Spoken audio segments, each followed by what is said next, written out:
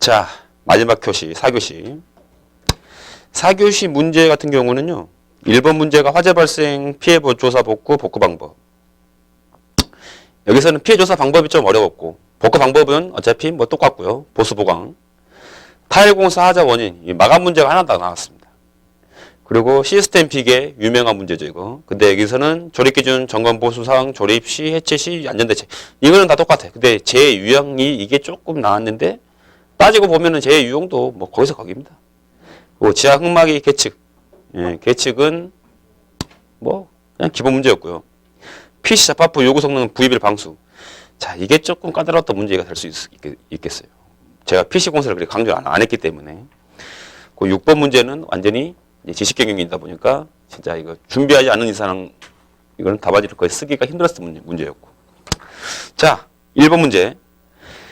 제가 예전에 그 시공을 이제 그 공공위원회 있을 때 감독을 했었는데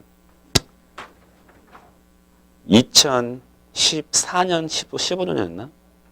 밤 11시 화재가 발생했었어요. 소방차가 한 20대가 왔어. 근데 화재 진압을 못했습니다. 화재 제어를 못했어요. 지하에서 막 폭열이 발생하니까 막 터지는 소리가 막 들립니다. 진짜. 막 폭탄 터지는 소리가 막 들려요. 그래가지고 다 소실되고 나서 그때라서 이제 잔불 처리를 하시더라고요. 소방관님들이. 위험하니까 못 들어가고. 특히 지하다 보니까. 이게 뭐였냐면은 쓰레기 처리 시설이었어요. 음식물 쓰레기 처리장. 근데 화재가 발생해갖고 갔어. 이제 제가 그때 이제 기술사에 있었으니까 우리 이제 감독들 이제 분야별로 다 모아가지고 갔어요. 이렇게. 하고 이제 피해 조사하고 뭐 피해 복구 방법 브리핑 받고 막 이렇게 했었습니다. 했는데 어떠냐면은요. 화재에 가면은요. 일단 철거는 다 노출되어 있습니다. 좀 화재가 좀 강했기 때문에 노출이 됐고 폭열 발생 다 됐었어. 그리고 가장 큰 특징은 뭐냐면 분홍빛이 띄고 회백색이 뜬다는 거예요. 색깔이. 콘크리트 색깔이. 회백색 분홍빛이 띕니다. 진짜로. 분홍색은 그래도 안전한 거야. 조금. 그나마. 근데 회백색은 진짜 위험한 거예요. 그때부터는. 그리고 갖고 뭐 하냐면은 중성화 테스트 하고요. 탄산 테스트 하고 콘크리트 시료 비파괴 검사도 하고 CMTM을 때리기도 하는데 CMTM은 별로 안 정확하니까 부재별로 다 때려요. 기둥부 슬라브 벽 이렇게 다 때리고 그리고 코어도 뚫어봅니다. 강도 시험 다 하고요. 철근 채취해가지고 인장 강도 테스트 다 합니다. 네. 그리고 나서 단면 복구, 균열 보수, 마감 처리 이제 이렇게 들어가는데 이제 레퍼토리가 그래요. 근데 대지목 2번에 보시면은 온도 추정 온도에 따른 화재 추정 온도에 따른 콘크리트가 이제 변화되는 그 특성입니다. 분홍빛이 띄었다는 거는요 600도 이상이에요. 화재가 일단 600도 이상. 그리고 다망색, 회백색, 다망색 들어가게 되면은 이거는 구조적으로 좀 문제가 있는 거예요. 이게 그리고 1200도 가게 되면은 일단 그거는 건물이 아니죠. 다 철거해야 되죠 사실은. 자. 피해조사 방법은 예비조사, 1차 조사, 2차 조사를 합니다. 예비조사는 일단 건축물 개요를 일단 따져봐야죠. 건축물 개요. 건축물 개요 따져보고 화재 크기가 어떻게 됐었나 확인해봐야죠. 1차 조사할 때는 이제 외관을 딱 봅니다. 외관 조사해가지고 균열이라든지 뭐 철근의 노출 현황이라든지 아니면은 뭐 폭열이 발생한 흔적이라든지 이런 것들 마감재가 어떻게 많이 나갔는지 이런 거 외관 조사를 쭉 합니다. 그리고 나서 폭열이 발생됐거나 철근이 노출됐거나 하게 되면은 그때부터 2차 조사 들어가가지고 그 부지에 대해서 이제 본조사를 시작합니다. 강도 조사, 인장 강도 테스트, 비파괴 검사 이렇게 쭉 들어갑니다. 중성화 테스트. 그러니까 중성화라는 말보다는 탄산화 테스트가 더 정확하겠죠. 탄산화 테스트 딱 합니다. 자, 그렇게 이제 1차, 예비 1차, 2차 조사를 하고 나서 이제 균열 조사를 하는데 이제 균열 조사를 하게 되면은 이제 우리가 허용 균열 폭에 대해서 한번 따져봐야 되겠죠. 그렇죠? 허용 균열 폭. 보통 우리가 이제 구조 균열을 하게 되면 0.3mm, 0.22mm, 2mm 이하는 헤어크랙이라고 보고 그냥 보수 충전만 하면 될 것 같고 0.3mm 이상 가게 되면은 이제 균열 보수한 다음에 보강까지도 생각을 해봐야 된다는 문제인데 이 허용 균열 폭은 그때 한번 제가 애월하게 썼죠, 이거. 그죠? 이 표. 근데 고부식성 환경 이런 것들을 지워버리시고 피식 환경 지워버리시고 철근에 대해서 건조 환경, 수분 환경, 부식 환경. 근데 이것도 외우기 힘들다 가면 수분 환경 정도는 꼭 외우라겠죠, 제가 그때. 네, 균열 조사 일단 해야 되죠. 여기서는 균열 관리대장은 쓰는 건 아니에요. 균열 관리대장은 균열이 진행 상태를 보고 나서 완료가 되게 되면은 그걸 균열 보수 한다는 의미가 균열 관리대장인 거고, 여기서는 이미 균열이 발생을 했어요, 지금 현재. 예. 근데 그 균열이 구조 균열이냐 아니면 비구조 균열이냐 이것만 판단하는 거야. 자, 넘이고. 대제목 그 방과 3번 탄산화 평가를 합니다. 이거는 페놀프탈레인 1% 용액을 씁니다. 색 변화가 있냐 없냐를 따져보는 거예요. 색 변화가 없다. 페놀프탈레인이 약간 좀 붉은색 계열인데 이걸 물로 희석시키니까 약간 투명해져요. 그래갖고 백색이면은 탄산화가 진행됐다. 적색이면은 탄산화가 없는 겁니다. 예. 알칼리성을 유지하고 있다는 거예요. 그래갖고 PP 용액 1% 용액을 봅니다. 수열 온도 500도씨 이상일 때가 예상될 때 이때만 탄산화 측정을 해요, 보통. 근데 일반적으로 다 해버립니다. 이거 탄산화 테스트를 하는 거는 간단해요. 용액 이게 교반해가지고 뿌리면은 바로 나오는데 이제 뿌릴 때 반드시 이제 그 주위에 이제 그름이라든가 이건 다 제거해야겠죠. 표면 다 치핑해야겠죠, 막 뿌리려면. 그리고 탄산화 깊이를 측정한다. 콘크리트 강도 시험한다. 비파괴 시험하게 되면 CMT 한번 당 때리겠죠. 그리고 초음파 한번 때려봅니다. 초음파. 그리고 파괴 시험. 코어 채취. 코어 채취는 반드시 이제 좀 주의할 게 있는데 막 뚫으면 안 돼요. 막 뚫으면 안 되고 구조적으로 좀 피해 조사가 구조적으로 문제가 없는 부위들 슬라브라든지 보호 이런데 벽 보호도 잘 안 뚫습니다.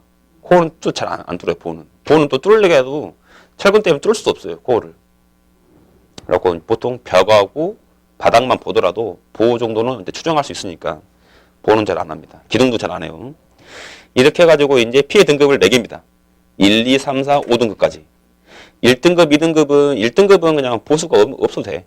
그냥 그릇만 발생했으니까 그냥 세척만 하면 되는데 2등급 같은 경우에는 이제 마감재가 좀 일부 나갔으니까 마감재 보수해야 되겠죠.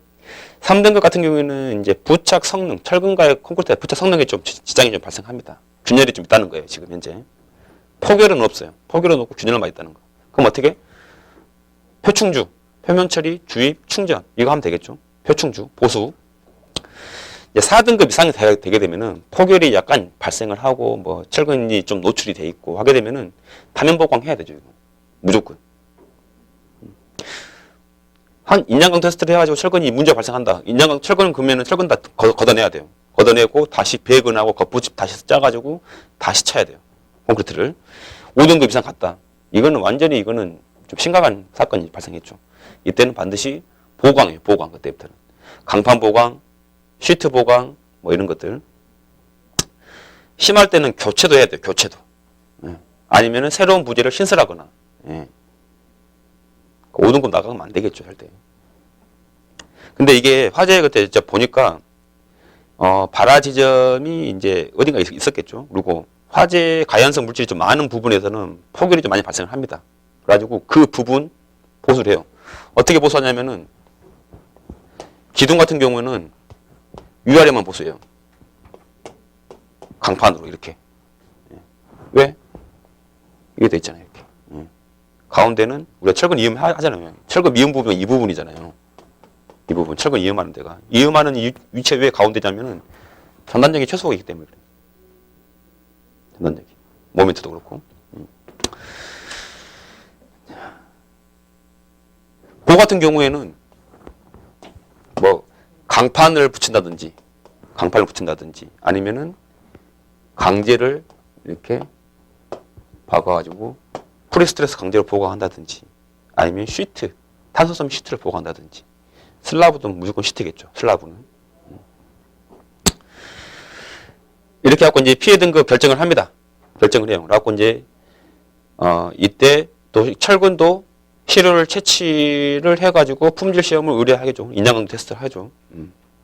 이럴 때는 직경별, 위치별, 부재별 한 세트, 한 조, 3개 배치합니다. 자, 그래갖고 이제 복구를 하는데 균열 보수는 표충주예요, 표충주. 이 균열 보수란 거는 이제 2mm 이하, 구조 크랙 이하. 근데 구조 크랙 이상 넘어가게 되면 이제 에폭시 주입하겠죠. 저 정도 에폭시 주입해야죠. 그 다음에 단면 증설. 단면 증설 어떻게 하냐면은 콘크리트 기둥이에요. 기둥. 그러면은 여기가 지금 폭열이 발생해갖고 이 부분이 지금 철근이 노출됐어. 그러면은 이 부분 다 치핑합니다. 이렇게 다 걷어내요. 걷어내놓고 여기다가 이제 접착 증강제 뿌려놓고 철근 배관을 합니다. 이렇게. 그리고 타설을 이렇게 단면을 다 키워버립니다. 이렇게 하는데 철근을 구멍을 뚫어가지고 철근을 이렇게 걸어놔야 돼요. 이렇게. 그래야지 주군이 딱 달라붙어 있으니까. 스트럽을 걸어야 되는 거예요. 스트럽을. 아니, 스트럽 말고 후프를. 후프 철근을 걸어야 돼요. 이렇게. 보통 간격은 보통 한 450에서 300 정도 줘요. 보통 간격은. 이렇게 해놓고 단면을 증설해요. 아니면 단면을 그냥 기존 단면만큼 복구를 하든지. 증설이 가능하다고 하면 단면이 확장이 가능하다고 하면 확장하면 좋고. 근데 지하주차장이 걸려있다 만약 여기가. 그러면은 지하주차장 라인이 있기 때문에 아마 확장까지는 안 될 수도 있어요. 복구를 이렇게 합니다. 단면 증설. 그래가지고 거기 동그라미 2번 보면 치핑, 세단카, 접착 증강제, 보강 철근, 덧친 콘크리트 이렇게 순서 가고. 자, 강제 보강. 강제 보강은 이제 철골 보강이죠. 강제 보강에서는 이제 이 부분을 강판을 쓸 수도 있고, 플레이트를 쓸 수도 있고, 이런 H빔을 쓸 수도 있어요. H빔을. 그래가지고 단면에서 봤을 때 보호가 있으면은 이 부분은 이제 걷어내고 여기다가 H빔을 이렇게 얹어가지고 이제 물론 이게 걸어야겠죠. 이렇게 할 수도 있고, 아니면 이 부분을 강판을 대놓고 여기다가 이제 에폭시 수지를 본드로 붙일 수도 있고, 이렇게. 물론 앙카링을 하면 더 좋고, 근데 앙카링은 잘 안 합니다. 이렇게 할 수도 있고. 이제 시트 보강 같은 경우는 이제 슬라브가 있겠죠. 슬라브. 슬라브. 이제 슬라브로 시트는 이게 하나 붙이겠죠. 이렇게. 이런 식으로. 이렇게 붙이겠죠. 그리고 여기는 마찬가지 에폭시고. 얘는 시트는 좋은데 문제가 뭡니까? 화재 접착력이 조금 불안한 거예요. 화재에 취약하고 접착력, 시간 경과에 따라 접착력이 좀 저하된다는 게 지금 단점이 있죠. 이게 우리는 무슨 공법? 거기 나와 있는 복합재료 보강공법. 그게 시트 보강이에요. 시트 보강. 탄소섬유 시트 보강. 복합재료라는 거는 본드하고 시트랑 붙었다는 거야. 두 개가 하이브리드 됐다는 거예요. 그렇습니다. 넘어가고. 자, 문제 2번 타일 공사는 뭐 말 안 해도 알죠? 자, 하자의 원인과 대치기였어요. 그래갖고 하자의 원인에 대해서 균열, 방해방락, 들뜸, 동해, 누수, 백화. 백화는 어디에서? 줄눈에서. 타일 균열, 방해방락은 다 타일이고, 들뜸도 타일이고, 들뜸은 이제 타일하고 줄눈랑 같이 해당될 거고, 동해도 타일, 뭐 접착제, 그 접착 몰탈, 그 누수. 자, 넘기고. 하자 방지 대책. 설계, 바탕, 재료, 시공, 양생, 부착력 검사 쭉 이게 적어놨어요. 예. 얘 보시면, 우리 옛날에 건축복화책 보시면 이런 문제들을 다 그림이 다 있습니다. 거의 그림이 있어요. 그래갖고 여기에서 내 입맛에 맞는 거 골라가지고, 예, 그림이랑 딱 세트화 시켜놓으십시오. 예. 이런 거를 많이 해놔야 돼요. 마감공수편에서는. 자, 오늘 집에 들어가셔서 미장하고 도장하고 방수하고 이 세 가지 하자 원인 대책 이거를 꼭 좀 정리 좀 해놓으세요. 미장, 도장, 방수.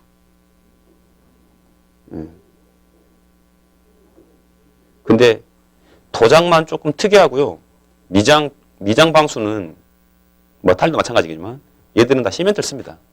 시멘트를 쓰는 경우가 있어요. 근데 방수는 시멘트 안 쓰는 방수도 물론 있죠. 근데 시멘트 쓰는 방수들은 똑같아요. 시멘트. 일단 시멘트 첫 번째 포커스를 잡아놓고, 그리고 방수는 조금 누수랑 조금 연계되고, 이제 도장 같은 경우에는 두께랑 좀 연관이 되고, 두께하고 접착력.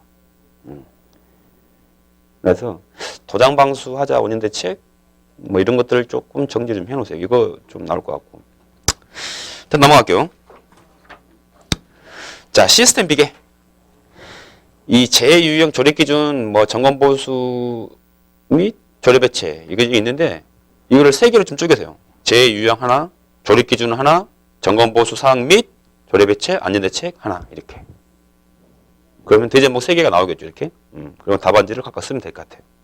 그리고 점검보수 사항에다가 이렇게 쓰면 될 것 같아요. 답안지를 자 1번 머릿말, 2번 제유형, 3번 조립기준, 4번 조립 점검보수 및 조립배치 용의사항에다가 4번에다 중재보강에 넣어주고 중재보강 넣어주고 여기 조립배치 아니 보수 점검보수 점검보수 그리고 조립해체 안전대책 조립해체 이렇게 갖고 이거에 대해서 하나 둘 한 세 가지 이거에 대해서 한 세 가지 쓰면은 좀 될 것 같아요.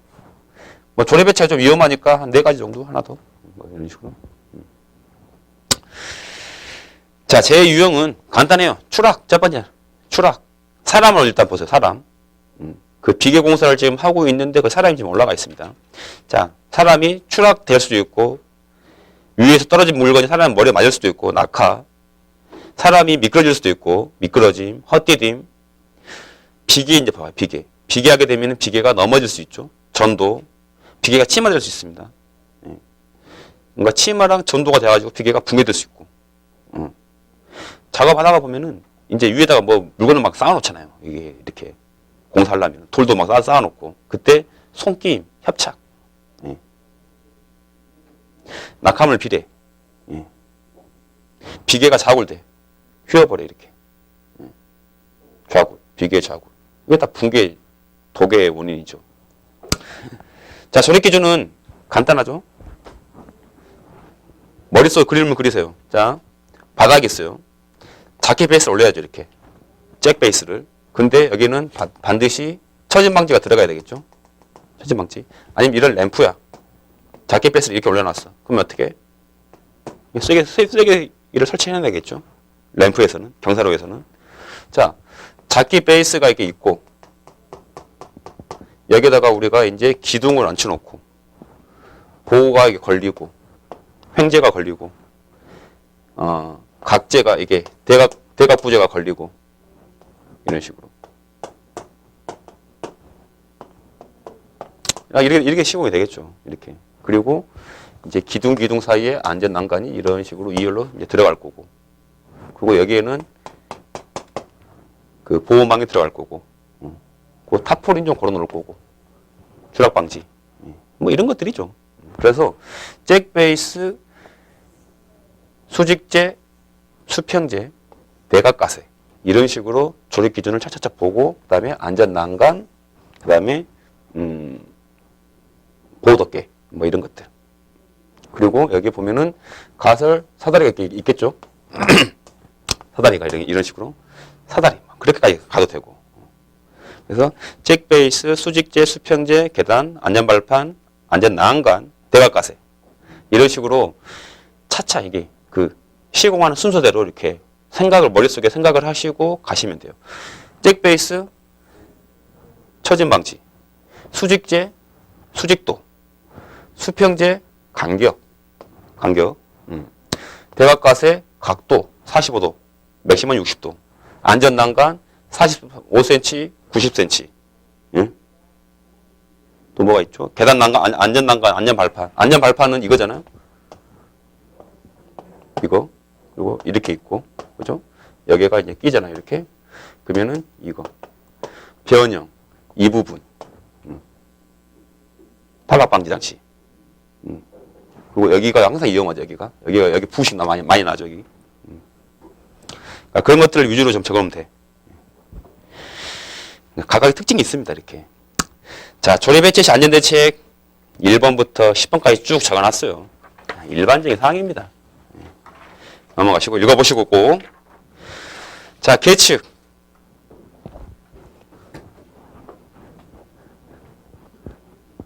저는 이 계측을 이렇게 좀 구분을 해봤어요. 지금 계측 프로세스는 뭐 그냥 보시면 될 것 같고 3번에 보시면 단지 내, 부지 내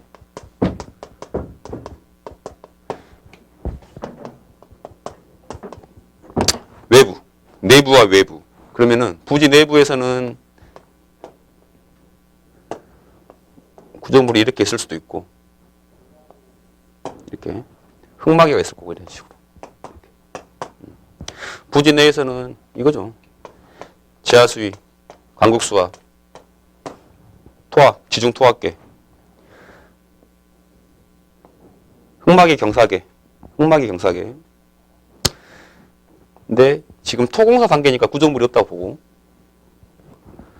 여기 웨일 걸어놨고 스트러트, 이렇게 스트러트, 여기 하중계,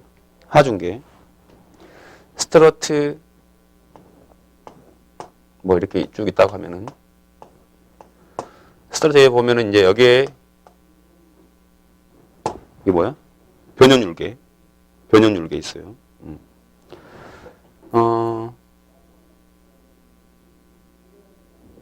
지표 침하계, 레벨, 지표 침하계 있겠죠. 뭐 이 정도만 해도 돼. 이 정도만 해도. 자, 부지 외 여기가 이제 이 부분이 이제 우리가 지금 흙막이가 돼 있는 부분이고, 여기가 펜스가 이렇게 지금 설치됐다고 합시다. 가설 울타리가 있고, 여기가 건물이 이렇게 있어. 이런 식으로. 건물이 이렇게 있어. 위에 있어요. 그럼 여기 소음계, 사운드, 진동계, 바이브로, 여기 크랙 게이지, 여기에 경사계, 인접건물 경사계, 이렇게 되면 되겠죠. 그래갖고 부지 내, 부지 외로 좀 구분해가지고 좀 계측을 좀 이렇게. 계측 항목을 물어봤으니까. 그죠? 그래갖고 이제 지하수위에 대한 계측, 흙막이에 대한 계측, 뭐 하중계, 변형률계를 적어도 되는데, 이게 지금 답이 좀 틀린 게 제가 뭐냐면은 쓰다가 좀 저도 헷갈렸던 게, 계측 항목을 적으랬어요. 계측 항목을. 계측 기를 적으는 게 아니었어요. 그럼 계측 항목을 적으랬으니까 집안의 지하 수위 계측, 이런 식으로 아이템이 들어가야 되겠죠. 흙막이 가설 시설물의 하중 및 변형률, 이런 식으로 들어가야 돼. 지중 간극 수압에 대한 계측, 지중 변이에 대한 계측인데 수직 변이, 수평 변이. 지중 토합에 관련된 계측, 토합계, 이렇게 들어가야 될 것 같아요. 그리고 인접건물의 균열에 대한 계측, 주변 치마 융기에 대한 계측, 그리고 환경에 대한 계측, 그리고 소음계, 진동계, 이렇게 들어갑니다. 그리고 흙막이 공사의 계측 관리 방안에서 이제 계측 기기를 이렇게 설치를 할 건데, 그럼 계측 기기를 어떻게 설치할 거냐, 어떻게. 그게 또 중요한 거죠. 어디다가 뭘 설치할 거고 어떻게 설치할 거냐. 그래가지고 봤더니 우리가 지금 탑하기를 이렇게 해요. 이런 식으로. 여기가 이제 공동구가 들어가게 돼 있어, 여기가. 그러면은 당연히 이 부분이 먼저겠지. 이 부분이 1순위겠지. 1순위. 그래가지고 평면에서 봤을 때 그 그림이에요. 탑하기를 다 이만큼 할 건데 이 부분이 좀 깊어. 깊은 탑하기야. 네. 이거 1번. 1번. 단변 방향은 별로 괜찮아요. 죽은 방향이니까 좀 단단하죠. 근데 장변으로 위험한 거예요. 단변. 이거 2번. 2번. 인접 건물 있네, 여기. 이거 3번. 3번. 뭐 이런 식으로 가면 되겠죠. 코너 스트러터가 있죠. 탑하기가 뭐 이런 식으로 돼 있어. 이렇게. 이런 식으로. 이렇게. 그러면 이 부분이 좀 위험해요. 이 부분, 코너가. 이거 4번. 뭐 이런 식으로 가도 돼요. 계측. 부위치 선정을 잘 하고요. 계측 기기는 정밀도가 플러스 마이너스 3%예요. 검교정 잘 해야겠죠. 검교정. 그래갖고 설치 전, 설치 직후, 계측할 때, 설치 전에서는 정확도 봐야 되고요. 검교정 여부를 봐야 되고, 직후에서는 설치해놓고 반드시 테스트 해봐야겠죠. 시험 해봐야겠죠. 그리고 계측 수행 중에서는 이상 유무를 계속 모니터링을 해야 된다는 거죠. 모니터링을. 자, 3번. 계측 빈도 방법. 이거는 계측 빈도 방법은 보통 2주에 한 번씩이에요. 2주에 한 번씩인데 그게 다 기준이 다 있어요. 법적인 기준들이. 그래서 그걸 다 애우기는 힘들고 솔직히. 이렇게 하면 되고, 계측기기 배치에 대한 적합성 해가지고 일단 계측의 목적과 어떤 계측의 어떤 그 부위, 해석에 가장 최적정인 것들, 그리고 가장 취약하다고 생각하는 부분들, 이런 부분들에 대해서 계측을 해야겠죠. 네. 이거 말고도 많이 있는데 뭐야 지식경영, PC 접합부? 잠깐만요. 어디 갔냐 문제가 답이? 아하 이게 문제 5번. 이게 지금 이게 분리가 돼가지고 제가 답안 이게 지금 이렇게 됐네. 자, 문제 5번 PC 접합부. 자, 접합부의 요구 성능, 방수 처리 방법 그리고 시공시 주의사항 3가지를 물어봤습니다. 그러니까 대제목 2번에다가 반드시 요구 성능 바로 와야 되죠. 성능 와야 되는데, 성능은 접합부니까 당연히 접합의 안정성이죠. 구조적인 거. 일단 첫 번째는 구조적인 거예요. 그리고 구조적 응력 전달 성능, 그리고 벽과 바닥, 벽과 보, 뭐 기둥과 뭐 보, 뭐 이런 것들을 일체성이 일단 중요하죠. 근데 접합을 하게 되면은 가장 중요한 물이 새는 거란 말이죠. 누수. 그러니까 수밀성, 공기 내 누수 되는 거, 기밀성. 그리고 접합을 했으면은 이제 평화중이 불 거 아니에요, 이렇게. 그쵸? 그럼 평화중이 불게 되면은 아래층, 위층 간에 층간 변이가 발생할 거란 말이지. 이 변이된 추종성, 어떻게 볼 거냐. 접합부의 시공 정밀도, 정밀성, 그리고 PC 부재 조립 일촉 시공성, 장비, 운영 계획, PC 반입 계획, 자재 야적 계획, 이런 것들이 전반적인 것들이 다 시공 계획이라는 거죠. 그죠? 자, 그래서 PC 접합벌 부위별 방수 처리 방법이니까, 자, 1번 외벽 간에, 2번 지붕하고 슬라브 간에, 3번 슬라브와 월과의 관계, 그리고 4번 파라펫. 부위별이니까 이렇게 가야 돼요. 그래서 그 접합부, 외벽 접합부에서는 이제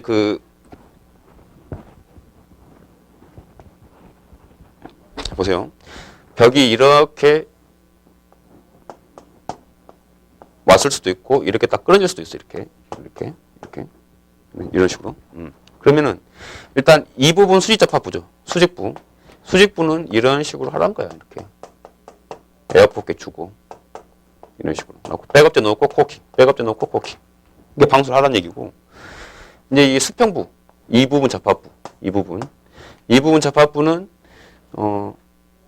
이 부분 접합부, 이 부분 수평부, 이 부분 접합부는 실내가 있고 실외가 있고 실내가 있을 때 벽이 이게 지금 만난 거잖아요. 이게 지금 이렇게, 그죠? 만난 거잖아요.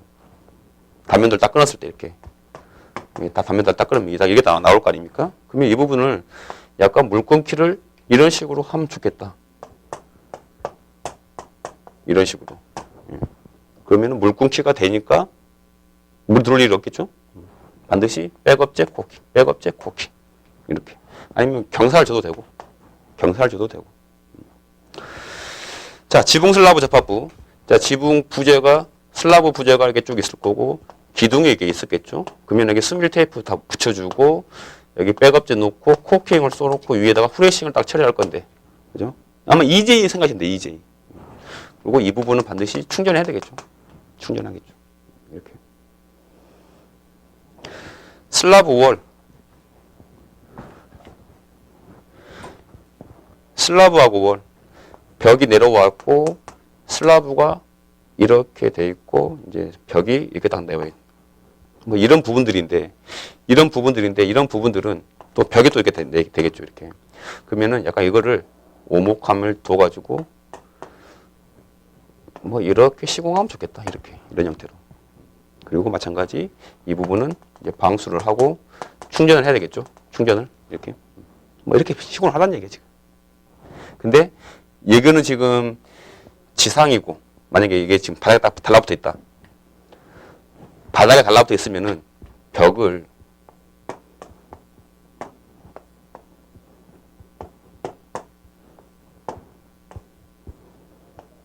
그리고 이 부분은 이제 콘크리트를 뭐 체험하고 반드시 여기 한 10cm, 100mm 이상의 어떤 방수턱을 좀 주겠다.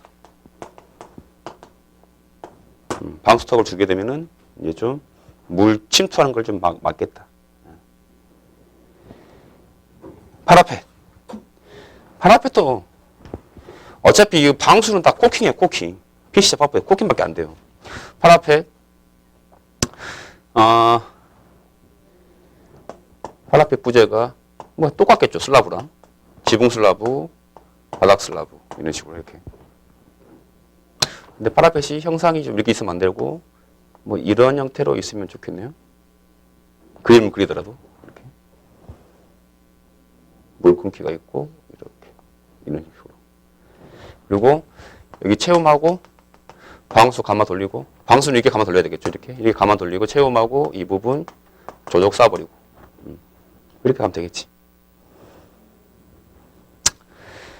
잡합부 유의사항 이런 것들은요, 좀 보세요.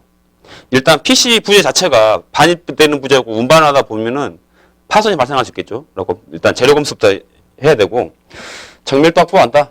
길이 방향, 수직 방향, 수평 방향, 수직 방향. 일체성 확보하기 위해서 응력 전달에 확실하게 하겠다. 일체성을 주겠다. 다시 말하면 일체성이라는 거는 휴열 커넥터, 그죠? 전단 연결 철문. 단열결로 참 확보하겠다. 모서리 보강 누락에 철저하겠다. 그리고 이런 것들도 괜찮죠.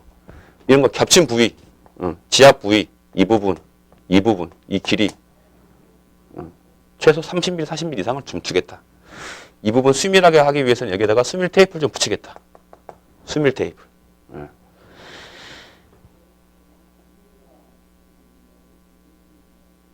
그 정도? 자, 마지막 문제. 자, 지식경영. 지식경영은요, 간단하게 말하면 그거예요. 내가 갖고 있는 지식이 있습니다. 그리고 소장님들이 갖고 있는 지식이 있어요. 그리고 이 서울기술사학원이라는 자체가 갖고 있는 또 기술이 있습니다. 이거를 다 상호 융복합 시키는 거야. 융복합 해가지고 이제 그거를 어떤 화재가 발생했어. 그러면은 내가 예전에 그 화재 관련된 화재를 내가 경험을 해봤잖아요. 그럼 내 기술과 회사가 갖고 있는 기술을 좀 복합해가지고 화재 진단을 해주고 해결 방안 솔루션을 제공해주고 뭐 그런 것들이에요. 그런 경영 방식인 거예요. 다시 말하면 조직이 보유하고 있는 지식, 구성원의 지식, 이거를 체계적으로 발굴하고 조합을 해서 문제 해결 능력을 키우게 되는 경영 시스템인 거예요. 장애 요인이 뭐냐? 전략적인 거, 문화적인 거, 기술적인 거, 평가 및 보상적인 측면이 있는데, 전략적인 거는 일단 CEO의 마인드가 안 됐다는 거고, 두 번째는 그 지식 관리를 할 사람이 없다는 거야. 예. 그 문화적인 측면은 첫 번째 그거예요.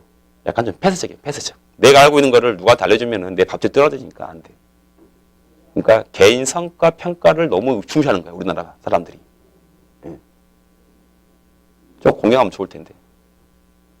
선생님들 혹시 공부하시면서 기술사 취득을 하시고, 어떤 뭐 문제가 발생했을 때 좀 내 경험에 의하면 이런 것들도 있고 저런 것들도 있고 그런 의견들을 많이 좀 해갖고 많이 좀 공유 좀 하십시오. 이렇게 진짜로. 그 기술사의 말이라면 조금 신빙성이 더 강하니까 훨씬. 예, 이런 마인드가 좀 많이 좀 부족해요. 특히 기술자들이 그래요. 예, 그 체계 경영자 그리고 지식 수용자 그리고 공급자 간의 인적 네트워크가 많이 좀. 그리고 또 문제가 되는 게 이 공공기관을 보게 되면은 LH가 계속 A등급이었잖아요. 근데 그 터지고 나서 완전히 지금 성과급 다 지금 뱉어내게 생겼잖아요, 지금. 공공기관들을 개인평가도 하고 그 기관평가도 하는데요. A등급부터 2등급까지 있습니다. C등급 이상이 받아야지 조금 그나마. B등급 이상이면 양호, A등급은 최우수, 뭐 이렇게 되는데 그거에 따라 성과급이 좀 달라집니다. 근데 평가를 내리면은 상대적으로 내가 A등급 받으면 상대적으로 2등급 받는 회사도 있습니다. 2등급은 대부분 어디냐면은 안전공단이에요. 안전공단은 항상 그런 유해한 위험만 좀 취급하다 보니까 항상 그게 안 나오는 거예요. 등급이. 좋은 등급이. 시설안전공단이 그래요. 근데 조직 간에 너무 이게 그 경쟁이 너무 치열합니다. A등급, B등급, C등급 받으려고. 개인도 마찬가지예요. 나 승진해야 되는데. 그게 문제예요. 좀 기술적인 측면, 그런 어떤 정보 기술의 어떤 그 융복합을 하기 위한 어떤 그 인프라가 많이 부족하다는 거. 평가 보상적인 측면, 보상을 잘 안 해주죠. 예. 보상 어디 있습니까? 그냥 조직생활 하고 있는데 조직이 그냥 조직이지 뭐 개인이 있습니까? 보상 잘 안 합니다. 이렇게 써도 되고 이런 테이블로 형성을 해도 되고 아래 같이 다른 답안 작성 방식처럼 이렇게 방가로 해가지고 동그라미 1, 2번 이런 개조식을 써도 되고. 그래서 두 가지 타입을 제가 적어놨고요. 극복 방안. 일단 교류할 수 있는 그런 어떤 장을 좀 활성화시켜야 될 것 같고요. 어떻게 장소만 있으면 됩니까? 한 번도 안 해본 일을, 그렇죠? 그러니까 누군가 해봐야 될 거 아닙니까? 그죠? 그걸 하기 위해서는 어떤 정보를 갖고 있는 정보를 어떻게 해야 되는지, 어떻게 활용할 수 있는지. 이게 가장 큰 문제가 뭔지 아십니까? 새로운 신기술 신공법을 만들기 위해서 완전히 새로운 거를 창조하려는 가장 그런 마인드가 가장 큰 문제 같아요. 기존에 있는 것들을 조금 활용해가지고 창조하면 될 텐데, 그게 좀 안타깝죠. 참여 학습 잘한다. 전담 조직을 편성을 해라. 전담 조직이 일회적인 게 아니라 영구적인 조직을 하는 좀 편성을 해라. 보상률 체계화해라. 지식 공유 정보 기술력을 확보해라. 뭐 이런 것들.